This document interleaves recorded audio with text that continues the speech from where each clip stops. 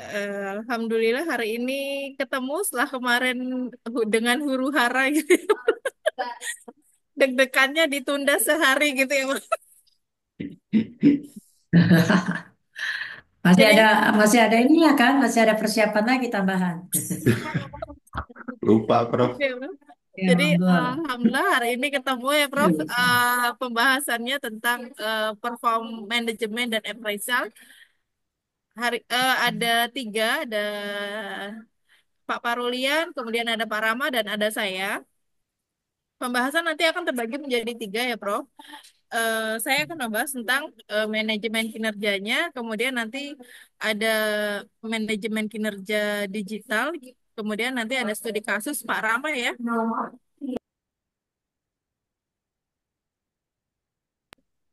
Selanjutnya, Ada yang bocor ya. manajemen kinerja itu merupakan konsep ya, konsep dalam MSDM itu sendiri dan di mana manajemen kinerja ini terus berkembang gitu ya dan berevaluasi sesuai dengan pemikiran manajemen. Nah, kemudian manajemen kinerja itu apa sih gitu ya? Manajemen kinerja ini sebetulnya adalah sistem yang terintegrasi dan sistem yang berproses secara berkelanjutan yang menghubungkan antara kontribusi individu dengan tujuan strategis di organisasi. Elemen kunci dalam manajemen kinerja ini ada empat atau enam ya, saya lupa gitu ya. Yang pertama itu dari Dessler gitu, dia mengungkapkan kalau elemen kuncinya yang pertama adalah dia harus sistematis gitu. Dia, manajemen kinerja ini harus sistematis, kemudian dia juga harus berkelanjutan. Jadi dia tuh bisa berlangsung secara kontinu gitu. Nah, kemudian ada Brookbank juga di tahun 2018 yang mengungkapkan kalau apa ya, kalau kinerja ini, output karyawan ini harus sesuai dengan tujuan dari organisasi itu sendiri. Kemudian ada dari Bakal di tahun 2016 dia mengungkapkan kalau komunikasi kinerja ini bisa berjalan baik ketika komunikasinya ini berjalan dua arah gitu, antara karyawan dan supervisornya gitu. Kemudian yang keempat ada Armstrong di tahun 2020 dia mengungkapkan kalau manajemen kinerja ini pada dasarnya adalah pengembangan kompetensi yang ada dalam kinerja karyawan itu sendiri. Nah, Cascio di tahun 2019 mengungkapkan manajemen kinerja ini pada dasarnya adalah sistem umpan balik gitu ya.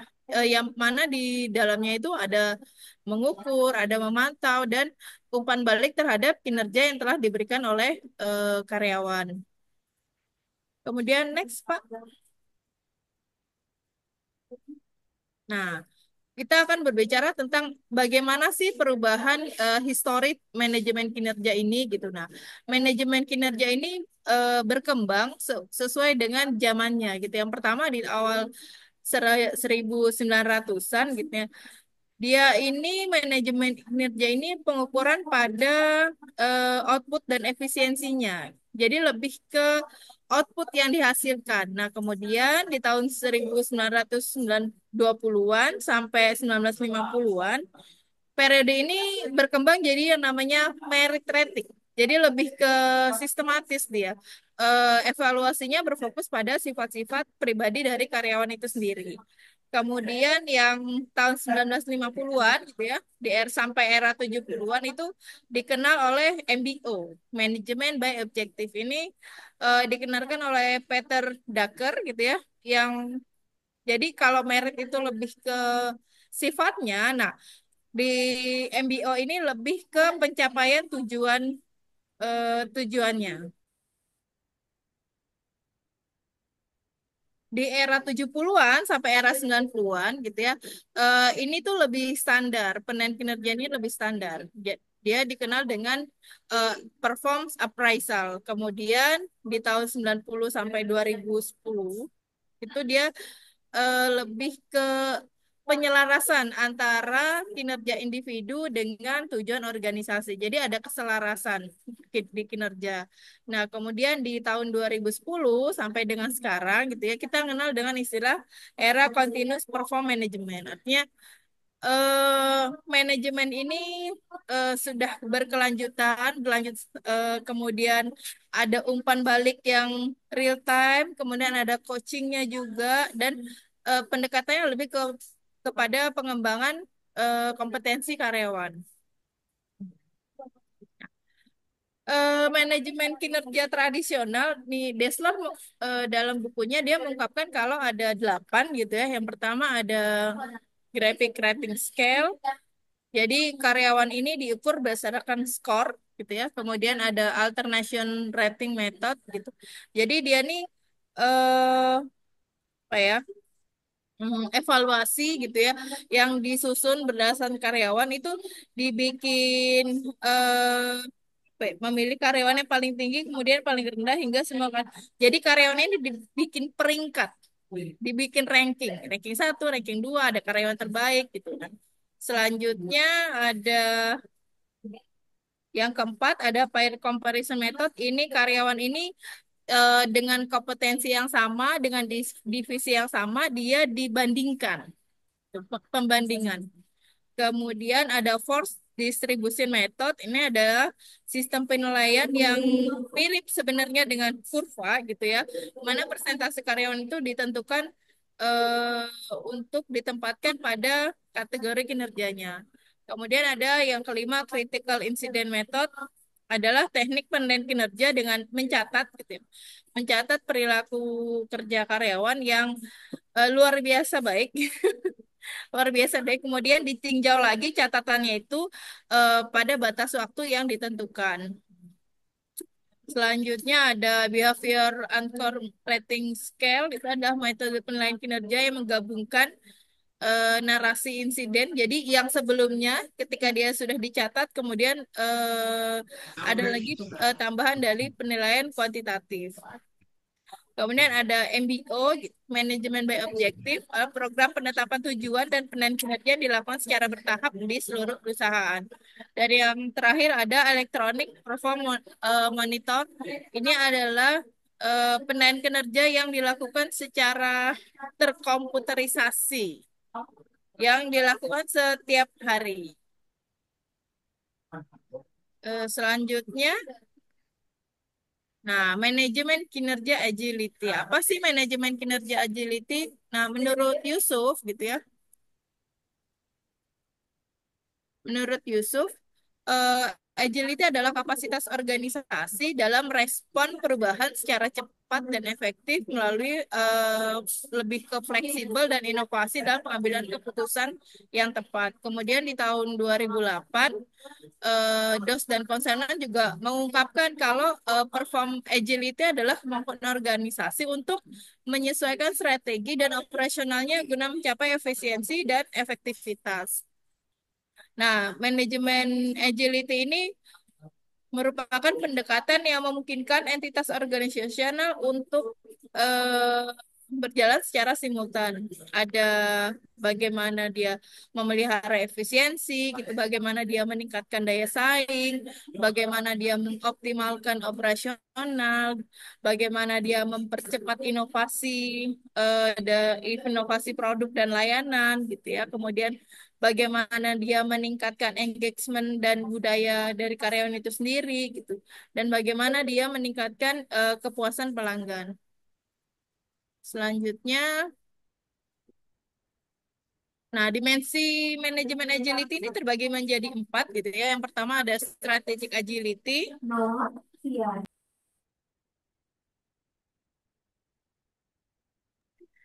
kemudian ada operational agility, yang ketiga ada market agility, dan yang keempat ada cultural agility. Kalau strategi ini lebih ke bagaimana penyusunan strategi, gitu. Kalau operasional ini bagaimana perusahaan ini bisa meningkatkan efisiensi. Kemudian kalau market agility ini lebih ke bagaimana perusahaan ini mampu merespon kebutuhan pelanggan, gitu ya. Kalau cultural agility ini lebih ke berubah untuk berkembang. Selanjutnya, Pak. Nah, tantangan dari manajemen kinerja agility itu ada satu, dua, tiga, empat, ada enam, gitu ya. Ada resistensi terhadap perubahan, kemudian ada struktur organisasi yang kaku, ada kurangnya kepemimpinan yang visioner, kemudian ada keterbatasan teknologi dan data, kemudian ada kurangnya engagement karyawan itu sendiri, dan ada ketidakjelasan dalam pengukuran manajemen agility. Selanjutnya, Pak. Nah, manajemen kinerja di era digital akan dibahas oleh Pak Rama atau Pak Parulian ya? Rama, Pak Parulian ya? Oke, Rama, terima Pak kasih. Rama. Saya yang studi kasus, Bu. Pemute, maaf. Baik, izin melanjutkan, Prof, Bapak Ibu sekalian. Jadi untuk pembahasan ini masih berhubungan dengan manajemen kinerja agility, khususnya tadi yang operasional. Jadi organisasi diharapkan mampu melakukan adaptasi ya. Agility itu kelincahan. Kelincahan itu artinya merubah pendekatan gitu. Salah satunya adalah pendekatan operasional. Nah, dalam konteks ini bagaimana manajemen kinerja itu diintegrasikan dengan kemajuan teknologi. Maka muncullah konsep manajemen kinerja di era digital. Jadi di sini Syaran menyatakan bahwasanya teknologi telah mengubah cara manajemen kinerja diimplementasikan. Jadi implementasinya mengenai tekniknya tadi, metodenya tetap seperti yang disampaikan oleh Bu Ani tadi, ada beberapa, tapi dalam pelaksanaannya sudah mengkolaborasikan dengan kemajuan teknologi. Eh, dengan manajemen digital ini memungkinkan data kinerja yang lebih komprehensif, kemudian ada visualisasi tren dan personalisasi rencana pengembangan yang membuat manajemen kinerja menjadi lebih dinamis.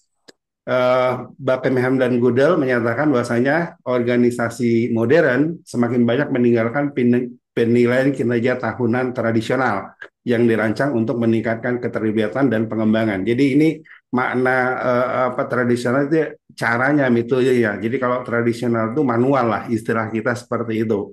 Nah, ini sudah mulai ditinggalkan karena dengan istilahnya dengan pendekatan digital itu ada beberapa hal yang dianggap sebagai keunggulan, katakan seperti itu. Dan ini dianggap sebagai salah satu solusi transformatif yang menjawab keterbatasan sistem konvensional. Sehingga pendekatan digital memungkinkan perusahaan untuk menciptakan aliran umpan balik yang berkelanjutan, bukan hanya momen evaluasi tunggal yang terkonsentrasi di akhir tahun. Jadi memang ada sedikit catatan pendekatan tradisional atau manual itu biasanya memang penilaian atasan, khususnya penilaian atasan terhadap bawahan pada saat mengevaluasi kadang-kadang memang tidak objektif, karena biasanya yang diingat oleh bos atasan itu adalah kejadian-kejadian terakhir. Padahal penilaian itu kan selama satu tahun, tapi kadang-kadang pada saat membuat catatan yang diingat adalah 2 bulan terakhir ya. Kalau sialnya kalau dalam 2 bulan terakhir kinerjanya jelek, sehingga yang 10 bulan yang bagus itu bisa hilang seperti itu. Jadi kontinuitas dan konsistensi dalam penilaian itu juga mungkin salah satu kelemahan pendekatan tradisional. Jadi dengan beralih ke pendekatan digital yang lebih fleksibel dan responsif, perusahaan dapat menciptakan budaya pengembangan yang berkelanjutan serta mendorong keterlibatan karyawan untuk memaksimalkan potensi mereka. Nah, ini kira-kira perbandingan pendekatan tradisional dengan digital. Mungkin ada beberapa aspek di sini. Pertama, menyangkut frekuensinya. Jadi kalau biasanya umumnya manajemen evaluasi kinerja itu dilakukan tahunan atau semesteran. Nah, kalau digital ini sifatnya bisa berkelanjutan. Jadi artinya kalau data itu dikolek secara digital, dikalkulasi secara digital, jadi kapanpun, istilah kita real time, atasan bisa melihat kinerja daripada karyawan itu boleh kapanpun, karena data terus dikolek setiap saat. Kemudian transparansi, ya, kalau tradisional ini relatif terbatas dan seringkali tertutup. Tetapi kalau dengan pendekatan digital, transparansinya cukup tinggi ya dengan dashboard dan visualisasi data. Ya mungkin ada beberapa program yang mungkin bisa menampilkan apa dalam bentuk matriks atau tadi yang dinyatakan oleh Bu Ani mungkin dalam bentuk kurva mungkin langsung dibagi hari itu juga ya siapa yang di kelompok atas, siapa di kelompok bawah itu terkomputerisasi sehingga siapapun bisa melihat itu secara real time. Kemudian nah, personalisasi ini cukup penting. Jadi biasanya manajemen kinerja tradisional itu ukurannya sama untuk semua karyawan. Artinya misalnya untuk unit-unit bisnis misalnya ada tim marketing, ada keuangan, ada admin segala macam. Kadang-kadang formnya cuma satu gitu. Karena mungkin kalau dari sisi manual penyesuaian terhadap masing-masing spesifik pekerjaan untuk masing-masing bidang itu dianggap rumit mungkin misalnya. Tapi dengan metode apa dengan teknologi dengan pendekatan digital itu bisa dipersonalisasikan. Artinya ukuran untuk masing-masing divisi itu bisa berbeda-beda walaupun penilaiannya dilakukan secara berkesinambungan. Kemudian analisis data sifatnya terbatas dan biasanya manual. Tapi kalau dalam pendekatan digital sifatnya mendalam menggunakan AI, kemudian ada machine learning dan visualisasi data. Nah, memang ada sedikit mungkin kita sebut bukan kelemahan ya, tapi memang implementasi untuk pendekatan digital ini memang butuh biaya yang mungkin nilainya lebih besar dibandingkan kalau pendekatannya adalah pendekatan tradisional konvensional. Jadi memang investasi teknologinya itu mungkin tinggi ya, tapi ini diharapkan ada efisiensi jangka panjang.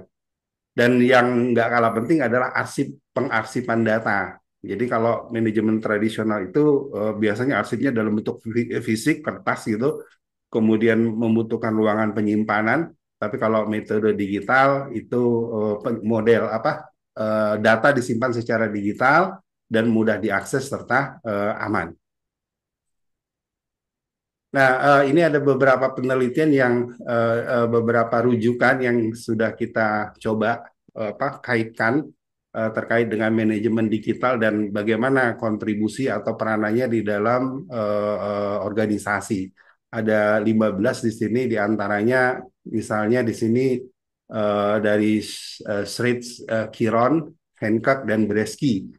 Jadi mereka mengeksplorasi transformasi digital dalam manajemen kerja dan dampaknya terhadap produktivitas dan retensi karyawan.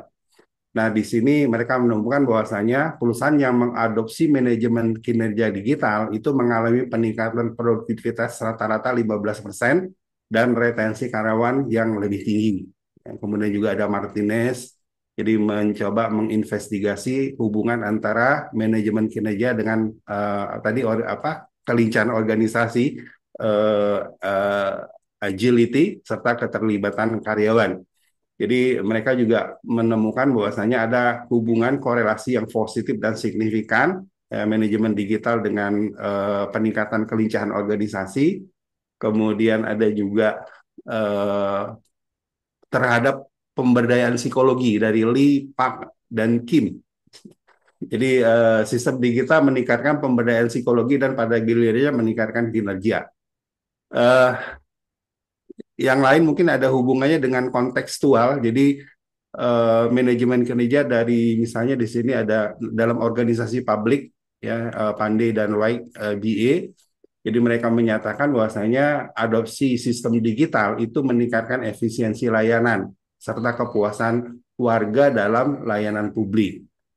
Kemudian dalam industri perhotelan oleh Kim dan Gatling, jadi hotel yang mengimplementasikan sistem digital mengalami peningkatan skor kepuasan pelanggan sebesar 17% dan peningkatan pendapatan per kamar yang tersedia. Terus ada juga dilakukan di rumah sakit juga, di sini dilakukan. Kemudian hubungan antara manajemen digital dengan inovasi. Ya, ini dilakukan oleh Sima dan Jeff. Jadi perusahaan dengan sistem manajemen kinerja digital yang kuat itu menghasilkan 31% lebih banyak inovasi dibanding yang dapat dipatenkan dibandingkan dengan penggunaan metode tradisional. Kemudian di sini terkait dengan feedback,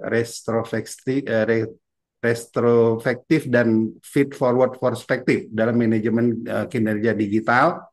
eh, Ditemukan bahwasanya pendekatan feed forward digital meningkatkan keterampilan karyawan. Dan ada juga terakhir mungkin di sini terkait dengan UKM. Ini sepertinya dilakukan di mana nih? Enggak, menganalisis bagaimana sistem manajemen kinerja digital mempengaruhi internasionalisasi UKM. Ya, di sini UKM yang mengadopsi sistem digital mengalami peningkatan 26% dalam ekspansi pasar internasional dibandingkan dengan yang menggunakan pendekatan tradisional. Jadi studi kuantitatif survei di 6 negara. Nah, secara umum dari 15 artikel tadi, ada beberapa hal yang mungkin menjadi catatan kelompok kami. Pertama, manajemen kinerja digital secara konsisten, ini dikaitkan dengan peningkatan produktivitas, kemudian efisiensi operasi dan hasil bisnis. Yang kedua, implementasi yang berhasil, itu memang membutuhkan keseimbangan antara teknologi dan faktor manusia dengan transparansi dan keadilan sebagai elemen kunci. Dampak positif terhadap organization agility dan kemampuan inovasi muncul di beberapa studi menunjukkan bahwasanya dampak pendekatan digital ini dapat dinyatakan sebagai menunjukkan nilai strategis. Kemudian secara sektoral di sini, ya sektor-sektor khusus seperti kesehatan, perhotelan, dan layanan publik juga memperoleh manfaat unik dari manajemen kinerja digital. Dan yang kelima, transformasi digital dalam manajemen kinerja menciptakan peluang untuk pendekatan yang lebih berkelanjutan, berwawasan lingkungan terhadap operasi bisnis. Jadi hasil 15 artikel tadi itu memberikan dasar yang kuat untuk memahami bagaimana manajemen kinerja digital itu dapat mengubah praktik bisnis dan membentuk masa depan usaha di berbagai industri dan berbagai konteks organisasi. Selanjutnya untuk studi kasus ini akan dibahas oleh Pak Rulian. Silakan Pak. Ya, terima kasih Pak Rama untuk waktu dan kesempatannya. Mohon izin Prof. Dewi, Bapak Ibu sekalian yang saya hormati, melanjutkan presentasi yang disampaikan oleh Pak Rama dan Ibu Ibu Ani.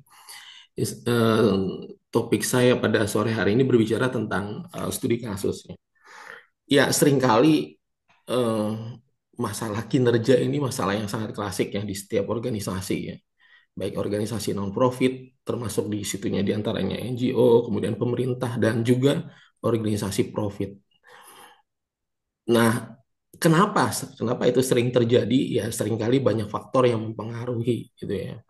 Colquitt di dalam bukunya mengatakan bahwa ujungnya kan dari organization behavior itu kan kinerja gitu kan.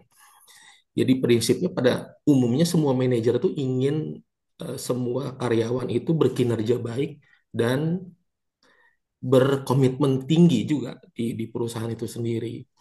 Dan juga nih bukunya di Dassler, juga ini ada bukunya Dassler, ini ketika seorang memiliki kinerja yang baik, kemudian pastinya akan produktif gitu ya. Dan akhirnya organisasi akan profit. Jadi antara teori dan praktek seringkali ada gap gitu ya. Dan seringkali yang disalahkan ini adalah sistemnya. Nah, kita pada hari ini, pada sore hari ini kita berbicara tentang kambing hitamnya, ceritanya adalah ini apa namanya sistemnya. Nah, ini pada perusahaan, saya akan bacakan tentang studi kasus di perusahaan human capital atau perusahaan ABC. Kita sebut dengan perusahaan ABC lah ya. Kemudian ada kolaborasi antara human capital dengan IT dan konsultan manajemen eksternal dalam menginisiasi program transformasi manajemen kinerja digital. Hal ini dikarenakan mereka menyadari bahwa ada keterbatasan dari sistem penilaian kinerja konvensional yang mereka terapkan. Jadi seringkali kinerja konvensional ini yang seringkali menjadi permasalahan. Yang kedua, kinerja tersebut itu evaluasi kinerja atau coaching performance atau penilaian kinerja akhir tahun itu biasanya seringkali dilakukan seperti ritual administrasi lah, karena memang HR ingin menilai siapa akhir tahun kan biasanya ada penilaian ya, penilaian kinerja, kemudian ada staf yang sangat performs, kemudian ada yang kurang dan lain sebagainya. Jadi hanya sekedar ritual gitu ya, yang seringkali tidak menghasilkan dampak signifikan terhadap pengembangan karyawan dan peningkatan produktivitas organisasi. Kemudian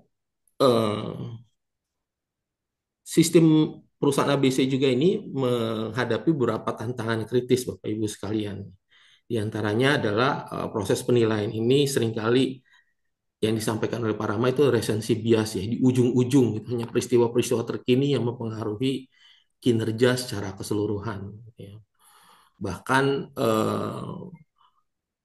manajer secara umum gitu setelah melihat situasi dan kondisi dan melihat hasil penilaian itu umumnya rata-rata hampir 12 jam per karyawan gitu ya. Jadi 12 jam per karyawan untuk melihat KPI, kemudian hasilnya diputuskanlah berapa orang ini masuk ke kelas A, B, C, dan D gitu ya, dan seterusnya. Kemudian seringkali juga feedback yang diberikan bersifat terlalu umum gitu ya, bahkan terlambat. Ini yang disampaikan oleh karyawan gitu ya. Kemudian seringkali adalah pendekatan yang seragam gitu ya.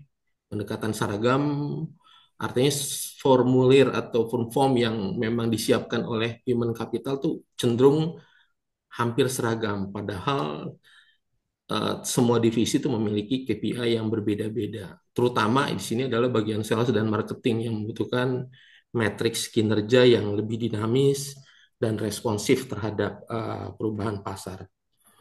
Oleh karena itu, organisasi akhirnya membuat sebuah inisiatif digital, gitu ya. Inisiatif digital yang bertujuan untuk menciptakan continuous performance management, yaitu dengan 3 output: pendekatan yang meningkatkan dialog berkelanjutan, kemudian pengembangan yang dipersonalisasi, dan penyelarasan tujuan yang lebih dinamis. Divisi marketing ini yang kemudian selanjutnya dipilih menjadi pilot project untuk implementasi continuous performance management ini. Sebelumnya, Pak Rama.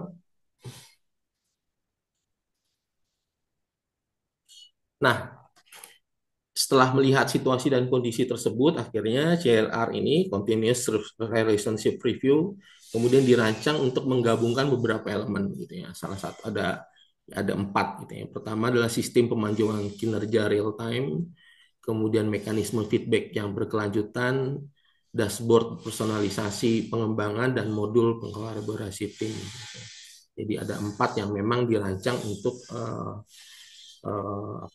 untuk melakukan perubahan di organisasi, shifting gitu dari penilaian kinerja yang berbasiskan tradisional menjadi berdasarkan IT. Selanjutnya, tentunya ketika berdasarkan hasil latar belakang tadi, kemudian juga strategi yang akan dilakukan. Kemudian tentunya kita dilihat ada tantangan implementasi gitu ya, tantangan saat implementasi. Yang pertama ada 4 gitu ya, ada 4 tantangan implementasi. Yang pertama adalah resistensi terhadap perubahan. Tentunya status quo lah ya, beberapa manajer senior yang telah terbiasa dengan sistem penilaian tradisional menunjukkan keengganan untuk beralih ke pendekatan digital. Ya, mungkin teman-teman yang sudah terbiasa, kita semua lah yang terbiasa dengan yang tradisional, ketika berpindah ke digital mungkin agak berat gitu ya. Tapi the show must go on gitu ya. Kemudian kekhawatiran tentang privacy dan pengawasan berlebihan ini pasti gitu ya. Jadi manajemen mikro gitu ya. Beberapa karyawan mengekspresikan keprihatinan terhadap bahwa pemantauan kinerja real time dapat menyebabkan surveillance culture yang kontraproduktif gitu ya. Pengawasan yang berlebihan gitu ya, budaya pengawasan yang berlebihan yang akhirnya malah justru kontraproduktif. Kemudian kebutuhan akan perubahan budaya gitu ya. Organisasi harus menyadari bahwa digitalisasi manajemen kinerja memerlukan lebih dari sekedar perubahan teknologi. Ya, ini sebenarnya mengubah sistem, akhirnya mengubah budaya, dan mengubah organisasi secara keseluruhan karena ujung-ujungnya kan kinerja. Kalau kinerja itu ya produktivitas, kemudian keuntungan balik lagi gitu kan. Jadi berubah budaya secara keseluruhan. Yang keempat, tantangan teknisnya integrasi CRR digital ini dengan sistem yang organisasi yang sudah lama gitu ya, itu CRM yang sudah ada menghadapi beberapa hambatan teknis. Jadi apakah bisa engage atau tidak bisa gitu ya. Ini seringkali apa namanya kurang seringkali butuh waktu gitu ya butuh. Selanjutnya Pak Rahmat. Nah, melihat permasalahan tadi, melihat tantangan implementasi tadi, kemudian akhirnya disusunlah strategi untuk pengatasan permasalahan dalam bentuk beberapa solusi sesuai dengan akar permasalahan yang disampaikan tadi ada 4, berarti solusinya juga ada 4, cuman di breakdown lagi untuk secara lebih detail dalam bentuk aksi gitu ya. Yang pertama, permasalahannya yang pertama itu dengan cara solusinya mengembangkan pendekatan multidimensi untuk mengatasi resistensi manajer yang senior. Itu focal problemnya di penolakan gitu ya, penolakan manajer senior terkait dengan ide penilaian kinerja yang berbasiskan IT ini. Dengan cara tim implementasi menyelenggarakan program Digital Leadership Immersion sebagai lokakarya yang dirancang khusus untuk manajer senior gitu ya. Biasanya disebut dengan kick off lah kalau di organisasi gitu. Jadi prit gitu kita mulai dengan workshop gitu. Program ini berfokus pada aspek teknis dan juga manfaat strategik yang diperoleh oleh CRR digital. Yang kedua, membentuk digital champion network ya, jadi dibuat semacam kompetisi gitu ya, yang terdiri dari manajer senior yang lebih adaptif terhadap teknologi dari berbagai departemen. Jaringan ini berfungsi sebagai duta perubahan dan memberikan dukungan rekan sebaya peer support kepada manajer lain yang masih ragu gitu ya.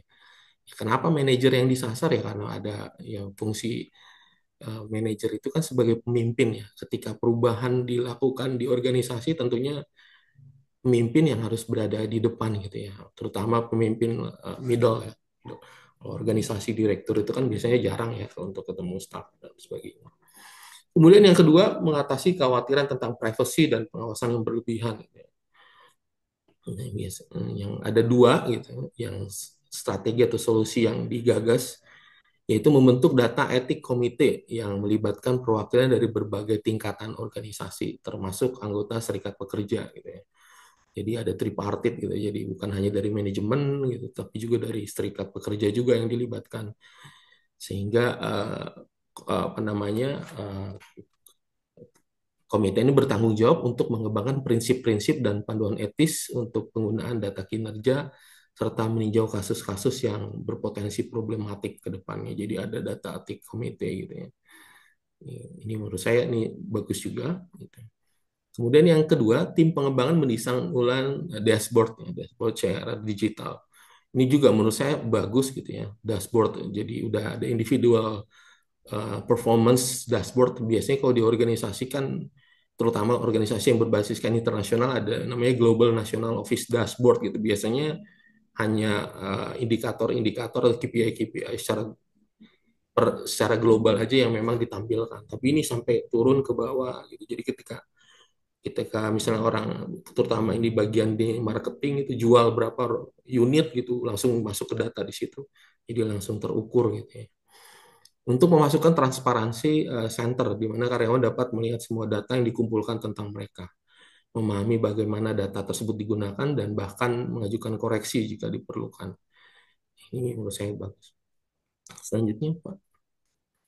Solusi yang ketiga itu memfasilitasi perubahan budaya yang diperlukan. Nah, ini yang menurut saya tantangan yang berat itu karena membangun budaya kan butuh waktu ya, gitu. Butuh kebiasaan. Kebiasaan yang dilakukan terus-menerus itu kan akhirnya jadi sebuah budaya.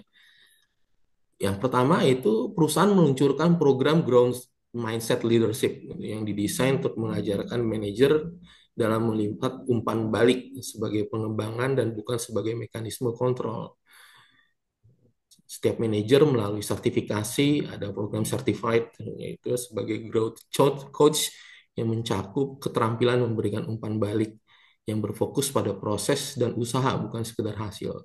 Ya umumnya memang hampir manajer gitu ya, hampir semua manajer biasanya ujung-ujungnya hasil akhir gitu ya, nggak peduli dengan proses dan usaha. Nah ini growth mindset leadership ini juga berpikir bahwa setiap di dalam hasil itu pasti ada usaha gitu ya, dan dalam usaha itu pasti ada prosesnya gitu. Seringkali hanya ditekan pokoknya hasil hasil hasil gitu ya.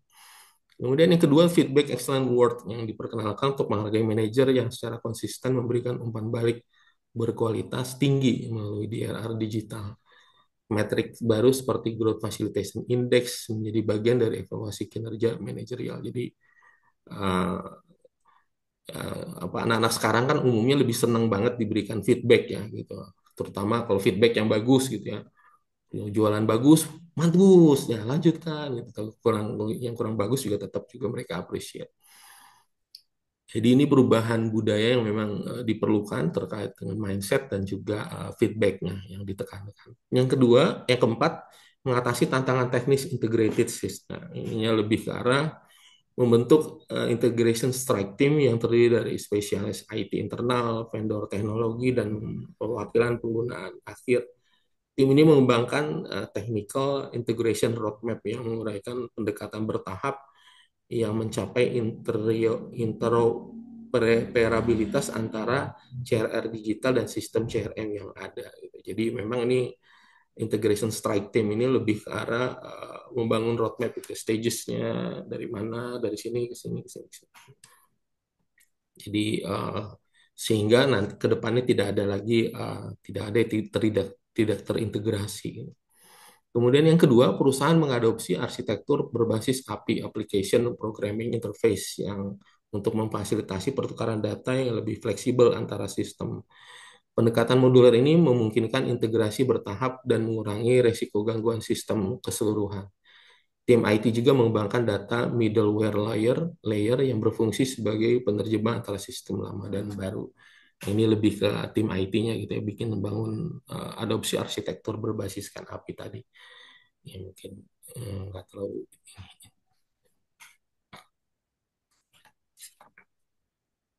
Hasil dan dampaknya ya biasanya seringkali kita pengen udah terutama untuk level finance director yang udah keluar duit terus kemudian lu gue dapet apa gitu kan, sederhana pertanyaannya sederhana seperti itu kan.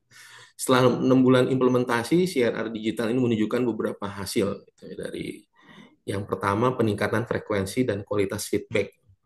Dari data platform menunjukkan peningkatan 300% dalam frekuensi interaksi umpan balik antara manajer dan karyawan gitu ya. Nah ini jadi berubah gitu ya, jadi interaksi. Kalau dulu kan sebelum-sebelumnya karyawan tuh kalau ketuk ruangan manajer tuh biasanya agak deg-degan gitu. Jadi dengan adanya IT jadi tinggal ya, apa gitu ya. Survei internal mengindikasikan bahwa 78% karyawan mengenai umpan balik yang diterima sebagai lebih spesifik dan bermanfaat dibanding dengan sistem sebelumnya. Jadi sangat bermanfaat walaupun mungkin dari konteks manajer yang senior tadi capek juga gitu ya ngasih feedback terus menerus gitu. Tetapi ini karena memang budaya baru yang ingin dibangun ya tentunya harus ada effort lebih lah untuk membangun budaya yang baru. Kemudian yang kedua, efisiensi administratif. Nah, waktu yang dihabiskan untuk administrasi terkait pilihan kerja berkurang hingga 65% gitu, dari tadi 12 jam per orang, kemudian hingga berkurang hingga 65%, jadi hampir setengahnya lebih, memungkinkan manajer untuk mengalokasikan lebih banyak waktu untuk pembinaan dan pengembangan tim. Kemudian yang ketiga, peningkatan metrik bisnis. Divisi sales and marketing mencatat peningkatan 12% dalam konversi prospek menjadi pelanggan dan peningkatan 8% dalam retensi pelanggan terhadap periode pilot project. Yang keempat, tingkat keterlibatan karyawan yang lebih tinggi. Survei keterlibatan karyawan triwulan menunjukkan peningkatan 14 poin dan skor keterlibatan untuk posisi divisi sales dan marketing dengan peningkatan tertinggi pada dimensi pengembangan pertumbuhan dan serta pengakuannya. Slide selanjutnya Pak. Ya, jadi setelah melihat semuanya tentunya ada what next gitu ya. Setelah ada hasil yang baik, kemudian akar masalah dan lainnya, kemudian apa yang harus dilakukan organisasi ke depan tentunya. Transformasi ada tiga, transformasi manajemen kinerja digital yang berusaha melalui implementasi digital di divisi ini akhirnya menggarisbawahi potensi pendekatan digital untuk mengatasi keterlibatan sistem kinerja ini dengan menciptakan sistem yang memfasilitasi umpan balik berkelanjutan, personalisasi pengembangan dan transparansi yang lebih baik. Yang kedua intinya ya replikasi lah ya, replikasi ke unit atau departemen lainnya. Kemudian secara paralel perusahaan berusaha berinvestasi dalam pengembangan kemampuan analitik yang lebih canggih untuk memanfaatkan data yang dikumpulkan melalui platform digital untuk wawasan strategik yang lebih dalam.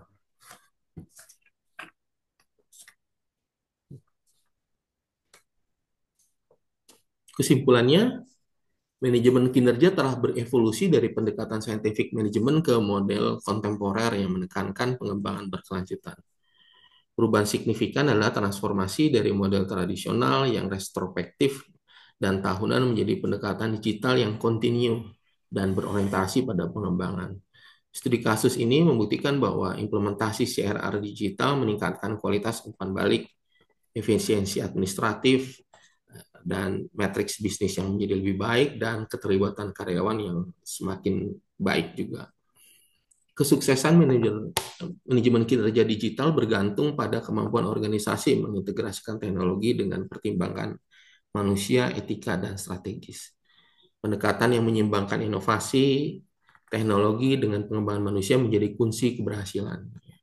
Jadi inovasi dan adaptasi manusia ini, adaptasi staff menjadi kunci keberhasilan.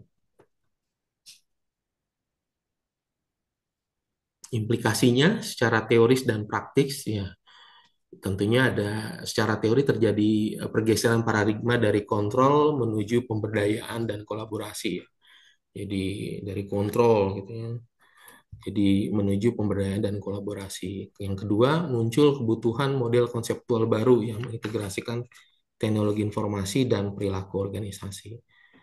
Pemahaman umpan balik berkembang dari evaluasi masa lalu ke perkembangan masa depan. Ini ada tiga implikasi teoritis yang memang kami identifikasi. Yang terkait dengan implikasi praktis ada empat. Organisasi perlu mengadopsi pendekatan holistik dalam implementasi sistem digital. Yang kedua, harus ada keseimbangan antara efisiensi teknologi dan interaksi manusia. Kemudian yang ketiga, transparansi, privacy data, dan etika menjadi pertimbangan penting bagi praktek ke depannya. Sistem harus lebih fleksibel untuk mengakomodasi kebutuhan berbagai divisi. Demikian Bapak Ibu daftar pustakanya dari kami kelompok 6 terkait dengan topik performance management dan appraisal. Masih banyak kekurangan. Tentunya kami mohon input dari Prof. Dewi dan Bapak Ibu sekalian. Terima kasih. Wassalamualaikum warahmatullahi wabarakatuh dan selamat sore. Selanjutnya saya berikan ke Prof. Dewi. Ya, ya. Assalamualaikum warahmatullahi wabarakatuh. Nah, jadi ini udah selesai ya mengenai performance management yang diangkat oleh Pak Parulian ini perusahaannya, perusahaan sendiri. Ya, Bapak kerja di mana? Dari ini Prof, dari artikel-artikel Prof, bukan Oh, perusahaan iya. sendiri. Oke. Nah, kalau begitu ya ini udah bisa kita ikutin ya untuk tugas individu ya.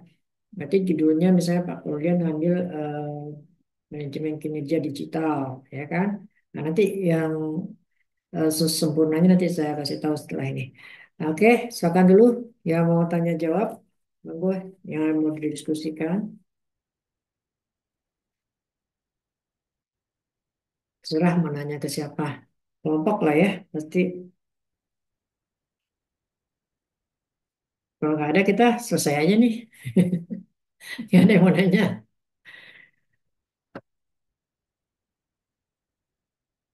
Enak dong kelompok, nggak ada yang nanya. Oke, nggak gimana? Atau saya uraikan dengan ini dulu, apa namanya? Saya ini kaitkan dengan tugas. contohnya, gitu. Boleh, Prof. Siap, Boleh Prof. Prof, Siap, Prof. boleh Ya, Prof. Yes, Prof. Nanti. kayaknya Boleh. UTS itu. Ini ingatannya ada UTS ya. Oke. Karena mindset kita udah UTS, UTS, UTS. Ya karena minggu Udah, depan udah udah, UTS. udah. Antisipasi nih, mau ngapain, mau ngapain. Karena Ya. biasanya tugasnya mepet-mepet 3 hari selesai ya. Duh, Nah, kalau ini gimana dong? 3 hari juga selesai. Prof, Jangan, jangan, jangan. Prof. Jangan. Jadi, sebenarnya kan tugas itu eh, ini udah mulai ternyata ya tanggal 28 itu kita udah UTS. Nah, kalau minggu depan berarti tanggal berapa itu? Minggu depan tanggal ini ya, tanggal berapa kita UTS-nya? Tanggal 28 ya? 28, Prof. 28, Iya. 28, 29. 21 Oh, tambah ya. 7. Oke, 28 ya. 21 ini kita udah, nah sekarang gini aja. Eh, saya langsung ngasih soal 21 ini, 28 UTS. Nah, udah mulai dikerjakan ya. Nah, dikumpulkan kapan? 28,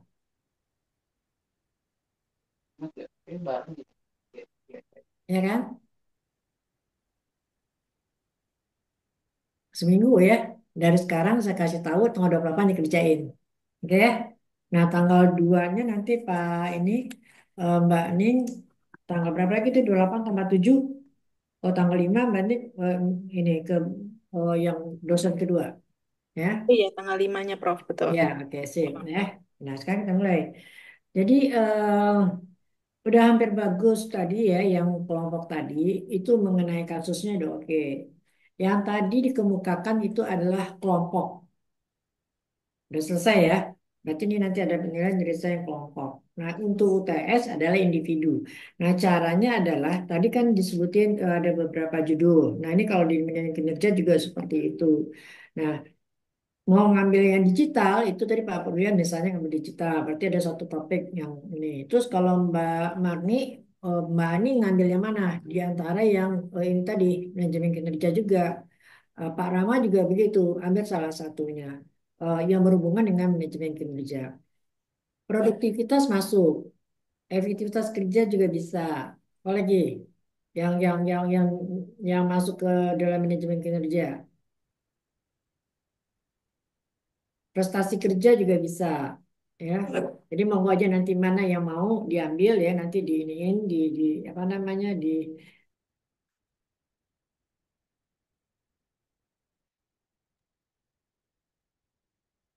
Nah, nanti silakan ditulis ya Bapak Ibu di drive yang aku kirimin Excel-nya itu. Ya, oke ya. Nah, sekarang kita bahas. Tadi udah disebutin. Coba di screen itunya deh Mbak Ning yang saya kasih tuh yang tugas outline-nya. Baik, Prof. Atau outline-nya dilihat masing-masing juga boleh biar saya aja yang screen. Bisa nggak screen saya ini? Co-host. Bisa. Oke, coba.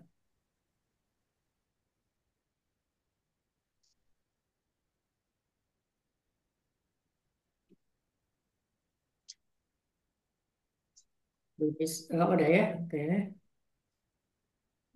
Sebentar. Oke ya. Ini saya ini kebetulan saya apa ya kasih contoh aja nih. Sebenarnya Bapak Ibu, ini kita udah Bapak Ibu udah oke, ini kita udah langsung bisa bikin ini loh. Tuh, udahnya di disertasi. Itu. Udah bisa lihat? Sudah, Prof. Oke, coba lihat yang pertama apa dulu, Mbak Ning, yang disebutin, yang semuanya, yang nomor satu apa di outline, pendahuluan. Iya, pendahuluan. Oke, pendahuluan nanti pengantar dikit aja ya, Bapak Ibu. Nah, terus kemudian kita masuk kajian teoritik. Nah, ini kajian teoritik itu. Ya. Kajian teoritik itu Bapak Ibu ambil yang ini tadi. Kalau misalnya saya contohin aja nih ya, eh, digital tadi, yang Pak Parulian yang terakhir ya. Nah, Pak Parulian, ini digital itu ini taruhnya di sini nggak usah ya, ini tapi nggak usah, ya, langsung aja ke sini ya. Kalau ini yang ambilnya IWB misalnya, ya kan? Nah, kalau kita ambilnya ini aja, apa namanya tadi manajemen kinerja digital misalnya, atau kinerja digital, Anda masuk di sini nih. Nah, terus ada lagi nggak variabel yang Kalau tadi Pak Rulian itu ngambil yang digital itu dipengaruhi oleh apa Pak Rulian? Ambil aja salah satu, apa tadi?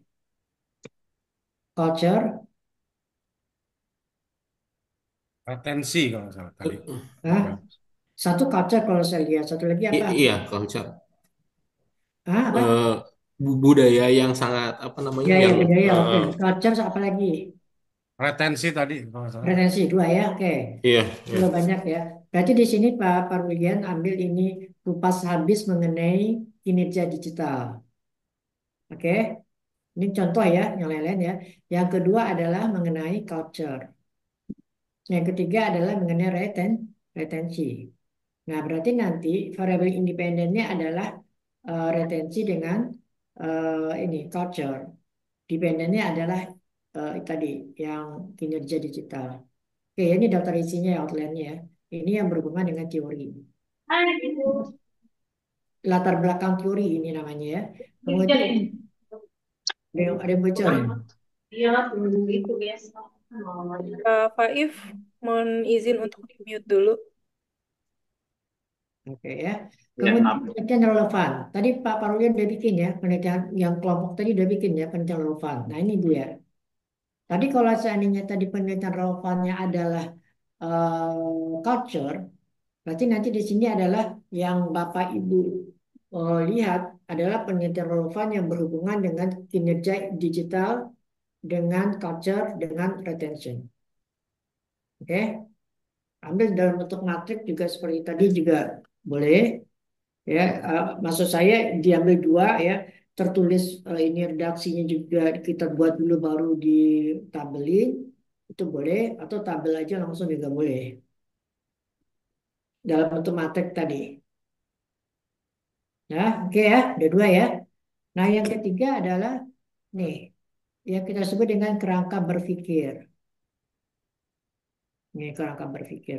Berarti kerangka berpikirnya adalah kinerja digital dengan X1-nya. X1 ini tadi apa? Culture. Nah, itu yang mengatakan itu pendapat siapa?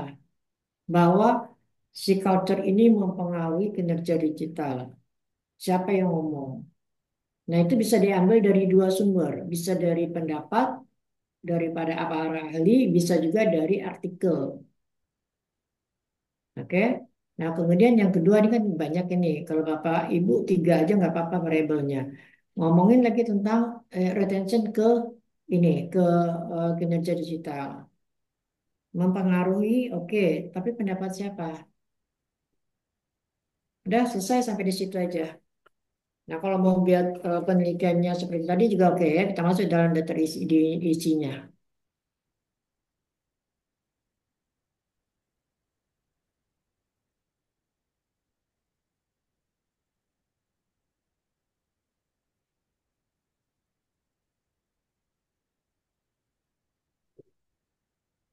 Ini adanya di bab 2 itu sudah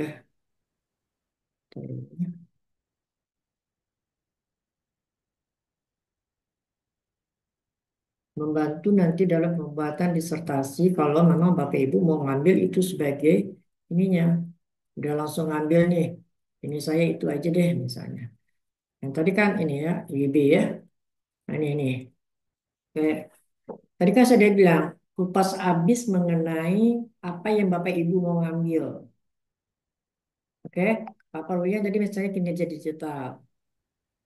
Bu Neng apa? Aku human resource. Yang penting yang ininya aja satu inti aja variabelnya apa?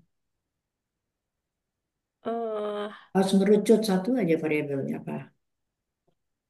Human resource itu keseluruhan. Human resource itu terbagi banyak variabelnya. Yang mana yang mau diambil satu? Mbak Maning kemarin apa judulnya? aku kemarin mengenai bentar Prof saya agak lupa nih. Wah, Di-share ini aja yang yang judulnya drive di kemarin, Bu Ning.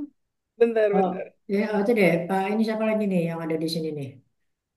Mas Faid apa?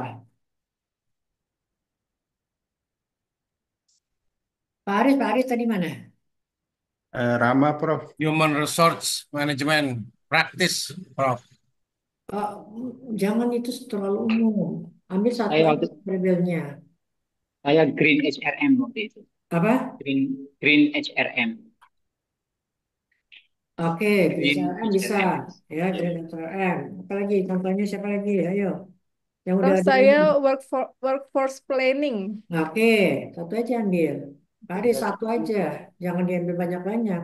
Itu luas itu, oke ya? Nah, sekarang kita Sampai lihat ada beberapa contoh tadi. Pak Budiman apa? Saya kemarin job design, Prof. Oke, nah ya. Sekarang gini, mau job design, mau digital, Pak Faib tadi apa? Green HRM. Grade HRM, ya. Nah ini kita kupas habis. Oke, apa sih yang dimaksud di kupas habis? Ngomongin itu definisinya apa? Nah itu nggak bisa diambil dari satu. Nih contoh, nih perilaku IWB adalah ini ya. Kreativitas ini tentang menemukan ide ya. Perilaku kejadian tadi menemukan ide ini menurut si ini. Kemudian ini ya dua. Kemudian ini berpendapat bahwa meskipun secara konseptual, jadi omongin tentang IWB itu sebanyak mungkin, ya pengertiannya. Nah kemudian apa lagi? Ya ini masih masih berhubungan dengan ini ya. Nah, ini ada beberapa pendapat di sini yang berhubungan dengan IWB, ya maupun jenis-jenis. Nah, ini apa lagi nih? Coba. Nih, disusun peneliti sebagian besar dibuat berdasarkan temuan dari ini di mana ada 4 dimensi. Sampai larinya nanti ke dimensi. Dimensi itu apa? Yang mengukur IWB itu apa? Yang mengukur job design itu apa? Yang mengukur grand HRM itu apa? Nah, sampai ke sana nanti. Jadi ini dibuat dengan beberapa referensi. Ini untuk dimensi aja ya. Tidak hanya pendapat satu pendapat. Ya, ini kantor nih. Kantor ngomongin 4 dimensi. Tambah lagi terus ke bawah. Ini siapa nih namanya? Si Jensen ada berapa lagi nih? Ada 3 dimensi misalnya. Nah, itu nanti Bapak Ibu buat. Sehingga nanti Bapak Ibu lihat ini ditutup nih ya. Nanti udah banyak banget tuh yang semua-semuanya itu bisa berapa lama. Nah, dari beberapa pengertian di atas dapat disintesiskan bahwa IWB itu adalah bla bla bla yang dapat diukur dari bla bla bla. Ini saya garis merah ini. Ini tuh kesimpulannya di sini nih, ini. Nih, Bapak Ibu.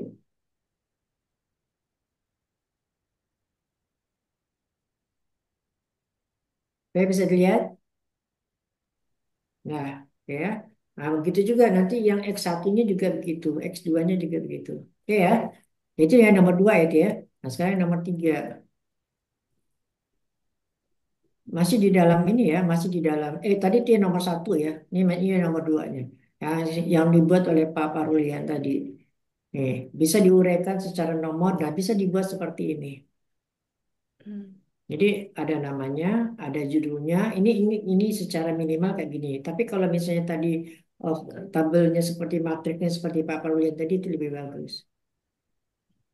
Ya, ini yang nomor 2-nya. Masih di dalam kajian teoretik. Nah, kemudian yang ketiganya kita masuk ke kerangka berpikir. Nah, ini yang kerangka berpikir saya bilang tadi. Nih. Jadi misalnya tadi ngomongin apa? Eh, Green, nomor satunya ya. Ini dia ngomongin tentang workload IWB. Nah, ini siapa yang ngomong? Bahwa workload ini mempengaruhi siapa yang ngomong? Nih, gitu. Ya, nanti Bapak Ibu nanti ambil. Kalau misalnya Green HRM, siapa ya? Apa yang mempengaruhi Green HRM? Ya, jadi cukup 3 variabel aja. Nah, kalau Bapak Ibu mau ngambil seperti ini gambarnya, monggo aja nih. Saya nanti saya tutup dengan ini ya boleh. Jadi 3 ini. Tapi yang jelas itu adalah kaitannya dengan tadi.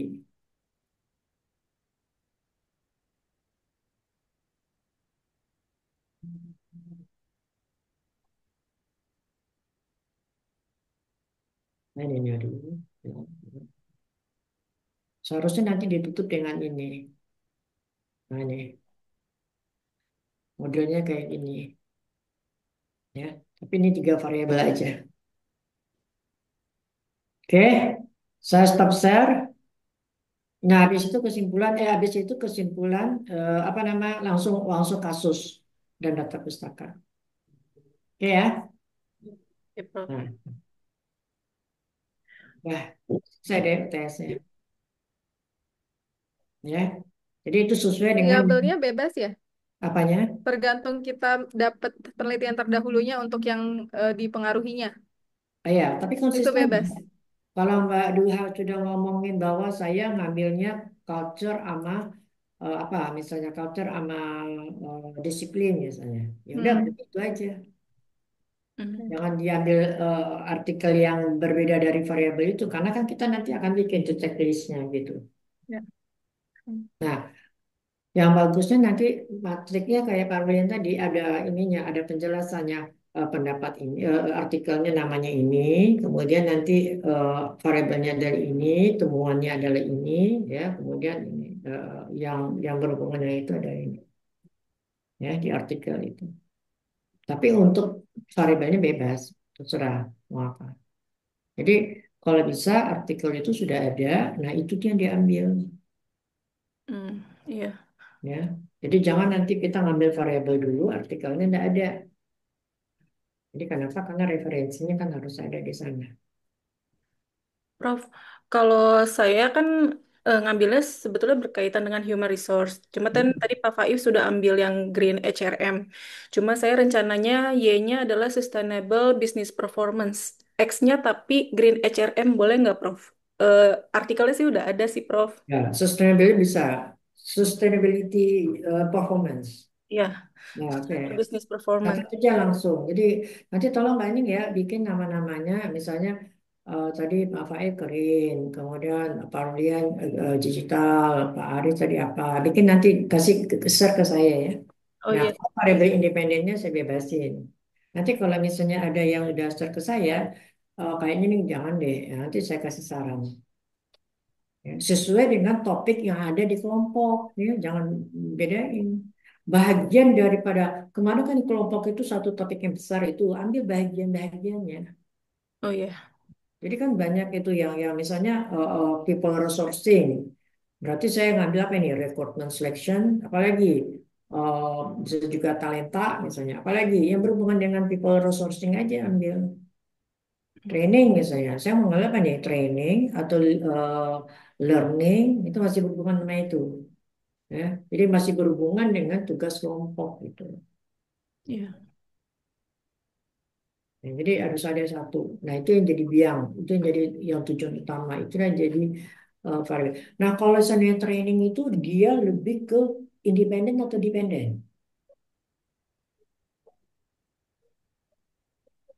Independen. Hah? Independen. Independen, Prof. Independen. Ya, Cenderungnya. dia mempengaruhi kan? Berarti saya harus pakai Mm-mm. kerja dong misalnya. Saya harus pakai kinerja dong nggak apa-apa. Tapi stretchingnya itu nanti trainingnya. Ya, di training mempengaruhi kinerja. Berarti saya pakai kinerja juga dong di sini, nggak masalah. Ya, kan ada trainingnya. Ya, jadi walaupun dia ada variable dependennya, tapi trainingnya kan yang kita kupas. Ya, di latar belakang teori itu trainingnya yang kita kupas. Jadi coba ya, kajian teoretik terbagi kita tiga. Tolong dicatat. Satu, latar belakang teori. Ya, latar belakang teori itu yang melahirkan dimensi tadi. Oke, yang kedua penelitian relevan. Penelitian relevan itu yang matrik.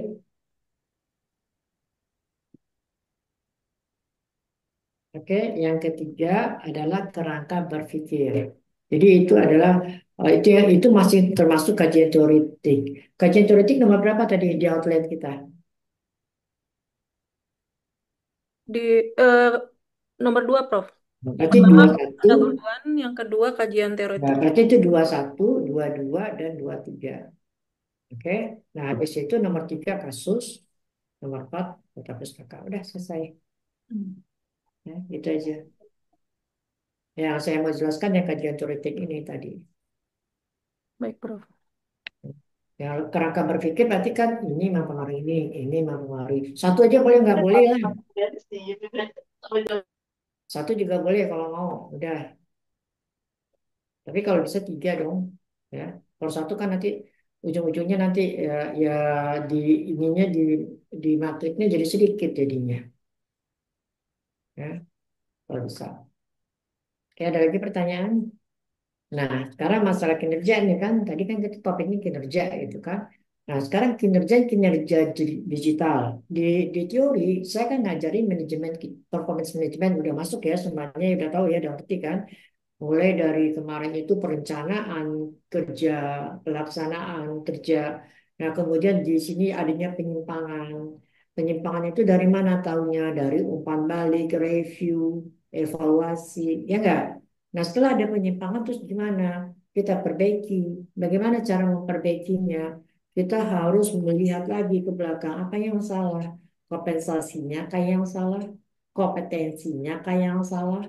Apalagi kemarin, oh mereka unsatisfaction, tidak puas. Apalagi, oh mereka tidak termotivasi. Nah itu variabel-variabel itu bisa diambil sebenarnya.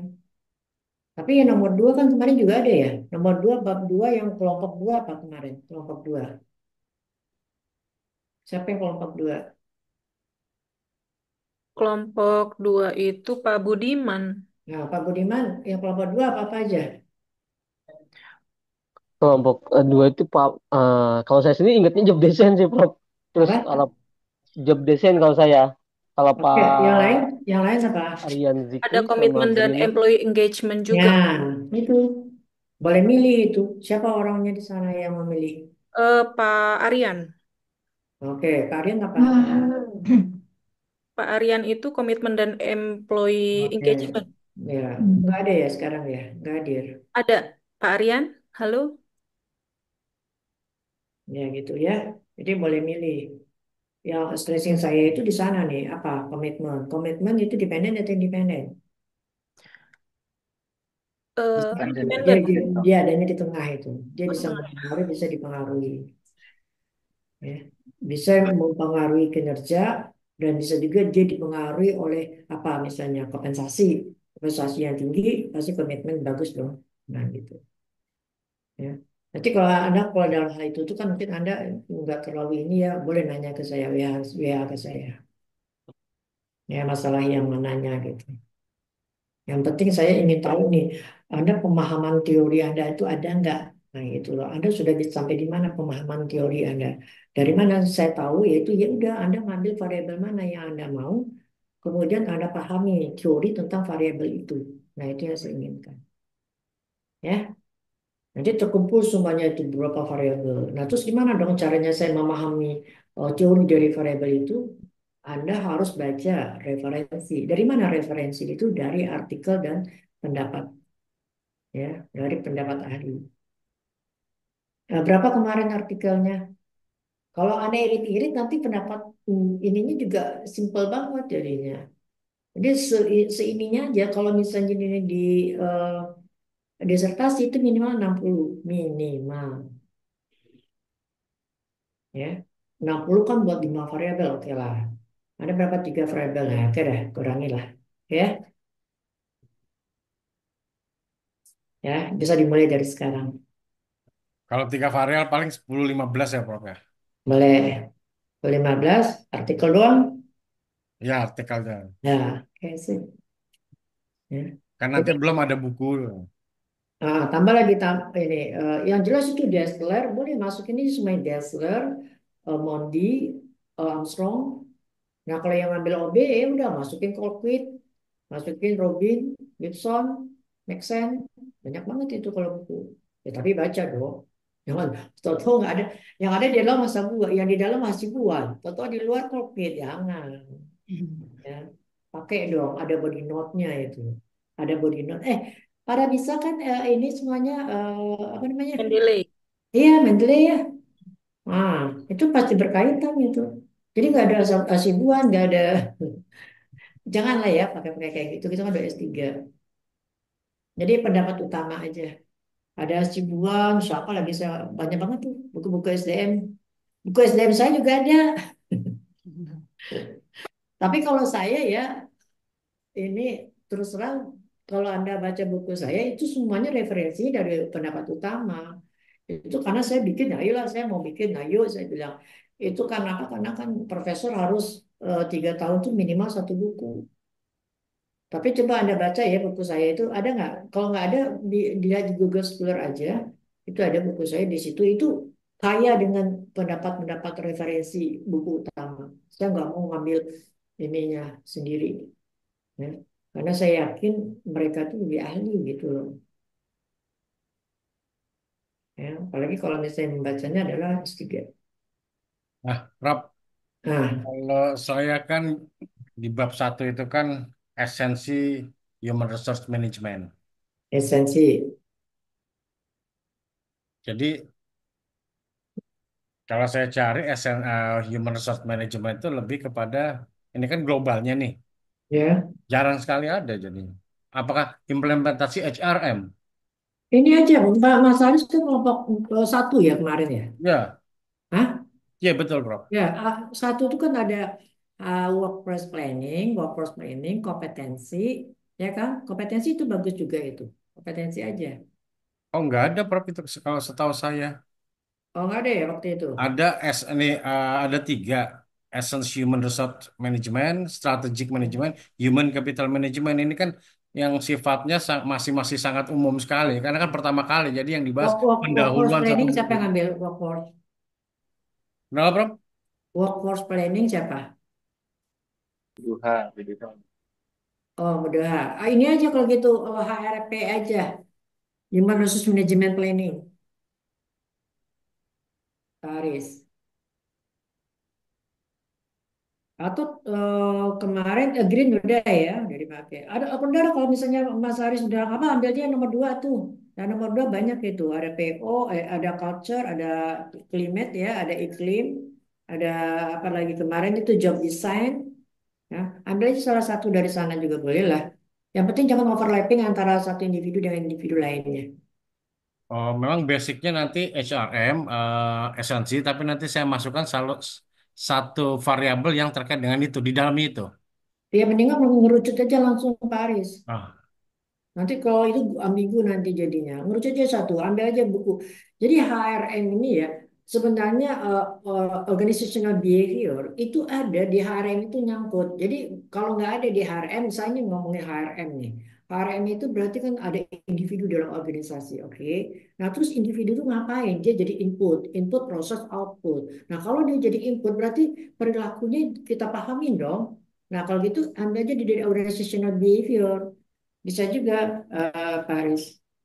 Jadi di OB itu banyak banget tuh variabel-variabel ada attitude, ada apa lagi personality, ya, ada trust, ada komitmen, ada engage, ya, ada komitmen. Nah, mau gua aja mana yang mau diambil. Kenapa saya harus ngambil itu? Karena di pendahuluan boleh aja ngambilin tentang ini esensial HRM. Bahwa HRM itu tumbuhnya adalah kalau individunya capable atau kompeten, maka kinerja akan baik. Nah, salah satu yang menyebabkan individu itu capable atau kompeten adalah dia harus mempunyai karakter yang engage, misalnya. Engage itu akan keterlibatannya sangat tinggi. Ambil aja engage itu, job engagement. Itu salah satu contoh, terserah. Personality juga boleh. Ya, apalagi misalnya yang ngomongin tentang disiplin juga boleh, ya terserah. Nanti makanya kasih tahu, pokoknya hari ini Bapak Ibu silakan ini dulu menimbang-nimbang ya. Kalau bisa lihat-lihat, nah, besok Bu Neng kasih ke saya listnya. Baik, Prof. Ya gitu aja deh. Ya, tapi kan gambarnya udah tahu tuh yang mau dibuat adalah seperti itu. Oke, kalau di artikel itu tuh ya, artikel Scopus itu minimal 35 daftar pustakanya. Kemarin ada orang yang ujian tertutup, ya, itu pas dia mau ujian, itu kan mereka itu kan kalau Scopus itu kan bayarnya pas LOA keluar ya. Nah itu ternyata pas LOA-nya mau keluar itu discontinue.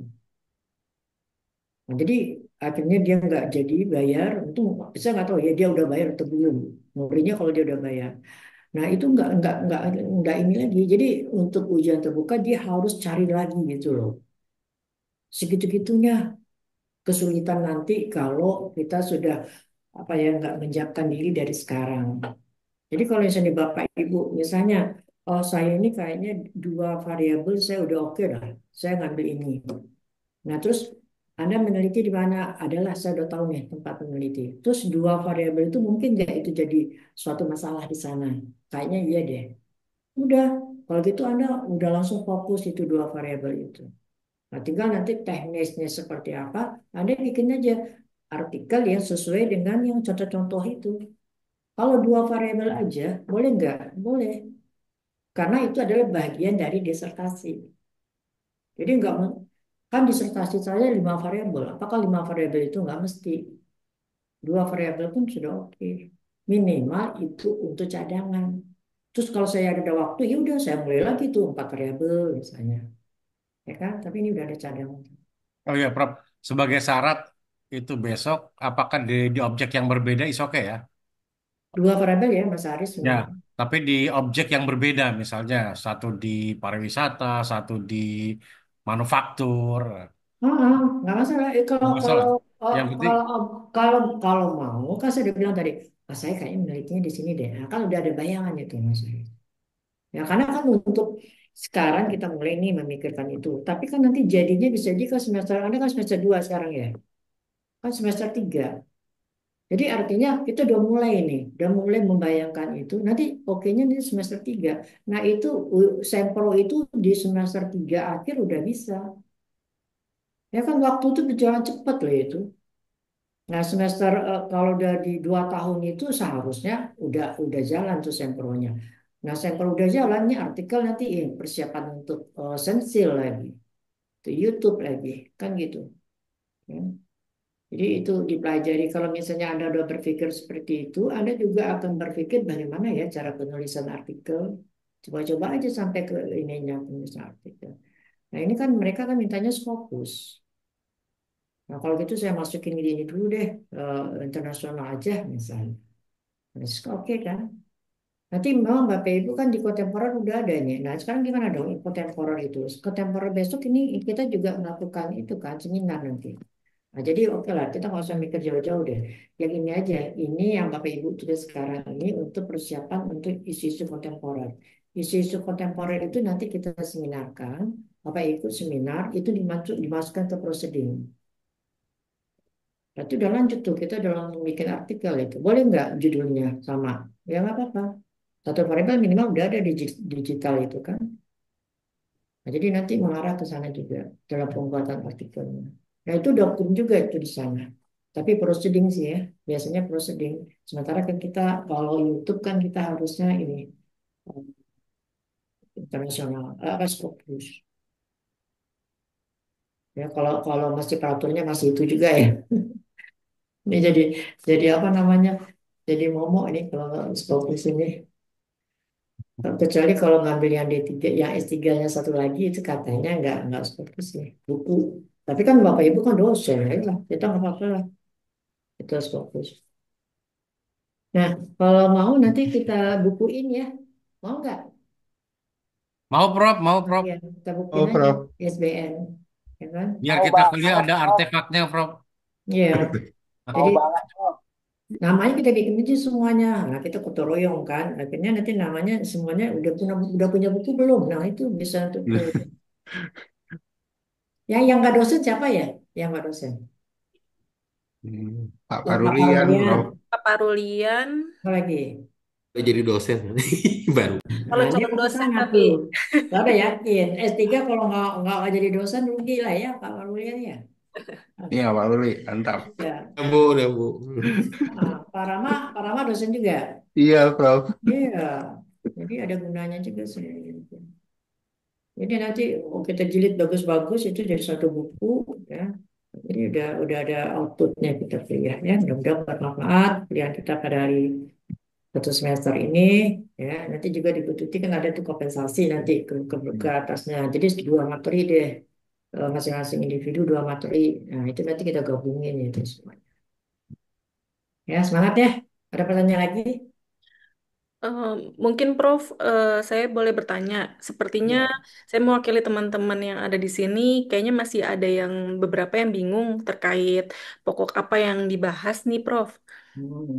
Ya, jadi gimana kalau misalkan kita bahas sekaligus aja di sini biar nggak ada timpang tindih, misalnya takut Pak Aris, Overlap. takut Pak Aris Karena bilang, saya ada nanya tadi ada yang masih bingung. Bu Uni catat aja nih, Pak Parlian apa? ya, Langsung catat, langsung saya catat. sambil share screen juga ya, Prof.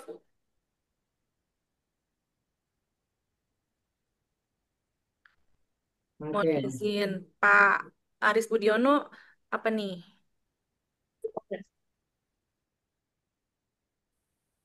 Kalau strategi HRM juga mau boleh kalau Pak Ya. Aris mau.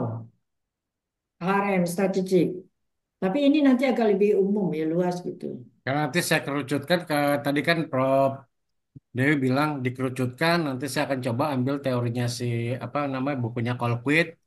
Munculnya nanti kan antara dua kinerja dan komitmen. Saya akan coba lari ke komitmen. Nah, di komitmen nanti yang Langsung mempengaruhi aja, itu aja. langsung aja. Nah, Pak Aris komitmen aja Ya, dibuat. boleh Kalau komitmen, boleh. kalau itunya nanti itu berhubungan nanti sama ininya latar belakangnya aja.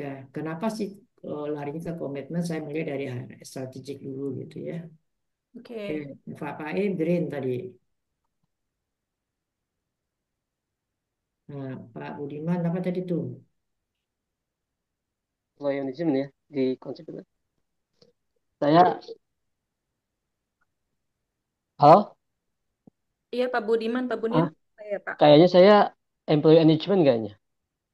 E. Udah ada Pak Rian itu.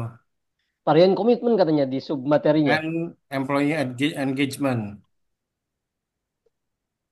Kemarin Eh, Pak Budiman ini bahas Prof, saya presentasi. kemarin pokoknya kan dua ya, apa bukan dua, apa sesuai dengan pembahasan masing-masing tuh. Tapi pembahasan saya kan komitmen dan employee judgment. Cuman kalau memang boleh satu, saya komitmen aja. Oke, Pak Aris Karena nanti. kan kelompok saya Nanti saya ganti. Budin sama Bu Rina. Ya, Berarti Pak Abe ganti ya? Atau enggak? Ganti. Oke, Karena Pak sudah apa? ada.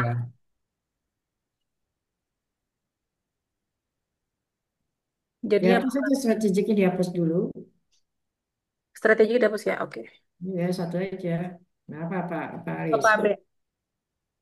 Ini aja kalau enggak, yang Pak Aris kan di awal itu apa Karena masih namanya? umum sekali, Prof. Di awal ini kan pendahuluan kita. Iya, tapi Pak Aris bisa lebih bebas mengambilnya. Nanti Pak Aris terakhir aja deh, mana yang nggak ada nanti. Pak Bukai Beko. Oke, Bu Eko, ada Bu Eko? Ini dulu deh, Bu, Prof. Bu Rinawati, organisasional. Saya udah organizational development kemarin petunjuk dari Oke. Prof pas saat presentasi. Oke, terus Kalau apa lagi? Kalau saya kebetulan kemarin presentasinya mengenai recruitment and selection sama resourcing practice, Prof. Hmm. Kalau sustainable kayaknya masuk nggak, Prof? Enggak ya? Karena Ya, kemarin, kasih ke Pak Aris aja nanti kalau mbaknya nggak mau ngambil rekrutmen ini. berarti saya bisa ya, Prof, ya yang sustainable Ya, performance ya? ya, sustainability performance. Nah, jadi Pak Arisnya itu aja recruitment selection. Wah, dapat hibah dong saya. Makanya ibanya bagus lagi ya. Nah, nanti ngomongin variabel di independennya itu Bapak Ibu bisa lihat dari artikel, udah tahu aja. Hmm. Oh, ternyata saya letaknya di independen loh, gitu. Berdasarkan ke itunya. Ini yang ini nggak ada lagi kan yang kelompoknya Mbak Ning kan nggak ada ya, berdua ya. Bu Duha. Bu Duha kemarin strategic resourcing dan pembahasan workforce planning. Ya udah workforce planning aja tuh Mbak Doha. Oke, siap.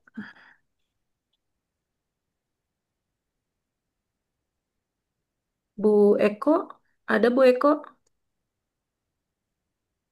Boleh saya wakili. Oh iya, Kemarin boleh. kita presentasi itu strategi learning. Tapi saya nggak tahu deh fokusnya strateginya kemana, Bu Eko ini. Ya, learning ya, learning aja bilang learning. Itu kan payungnya itu. Nanti Mm-mm. learning kemana nanti bisa dilihat. Bu Hmm. Rahma? Kalau saya knowledge management, Nah, strateginya oke. kemarin sarannya Prof, kompetensi ya Prof ya. Enggak, satu aja udah, knowledge manajemen udah Oh, bagus. oh gitu, knowledge management Nah, aja ya. manajemen aja. Baik, baik, Prof. Maaf. Kalau kompetensi itu boleh juga, kompetensi itu di atasnya. Iya. Jadi knowledge manajemen aja ya, Prof ya. Ya, Ya, boleh. Prof. Oke, Pak Syahir, Pak Syari itu tentang training. Nah, training. Iya, training. ya Oh, udah. maaf Pak, kira nggak ada. Training and development aja ya, Pak. Baik, Ini, Prof. oh, Baik, Prof. Rina Nanti nih, Wati. Oke. Nah, ntar dulu, ini Rinawati ini developmentnya ada di sana nih. Ya Oh udah, iya, Bu Rina sudah sebenarnya development. sebenarnya development itu temennya training. Cuman mana dia Bu Rinawati mana? Dia apanya payungnya kemarin apa itu? Judul apa? People and Organization, Prof. Apa mau talenta aja? Tuh talenta udah ya Pak Didit. Nah udah nanti kita ini deh. Mana yang beda ya? Audi itu nanti larinya ke ini ke apa namanya ke struktur organisasinya. Kalau yang training itu kemanusiaannya. Oke, lanjut aja dulu.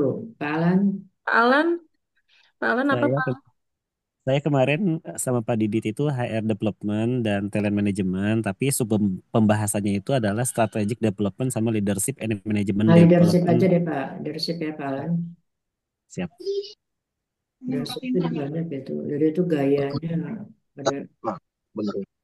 Oke. Pak Didit, Itu HR change, Prof, sama manajemen bakat, talents management. Itu nanti kalau Kira-kira yang misalnya mana ya, Prof? ya ya cek saja. Kalau satu-satu aja Pak, jangan dua. Itu agak agak luas itu. HR, Berarti HR change. Ya boleh. Nanti apa kesiapan mereka untuk berubah itu ya Pak ya. Oke, nah Pak Rama tadi apa? Tadi manajemen, Prof, idenya kan tadi ada transformasi ke digital, Prof. Oke, Saya boleh nggak bahas transformational digital leadership, digital aja, digital performance ya, performance digital. digital performance? Ya, oh jadi yang Pak Rulian malah digital Agilite ya, oke. Bu Ani, Bu Ani, Bu Ani. Bu Ani, ada Bu Ini, Ani. oh namanya Ani Mariani bukan Mariani ini ya, Mariani Ani ya. Bu Ani kayaknya nggak ada di sini nih. Ada itu kan tinggal satu, itu dia disilakan aja memilih yang dibedain nama di atas gitu aja Mbak. Oh iya, siap-siap. Ini kan udah kelihatan itu apa-apanya ya. Oke, Pak Parulian udah fix ini ya, performance Agilite ya. Siap, siap. Oke. Nah, saya nanti di ini Bapak Ibu kan ini isu kontemporer sama saya juga kan ya. Nah, isu Iya, kontemporer itu lagi dicari apanya payungnya apa. Jadi kalau misalnya nanti payungnya itu ada dua ya, bisa jadi digital dengan Agilite ya. Nah, nanti disesuaikan aja di variabel yang berikutnya gitu.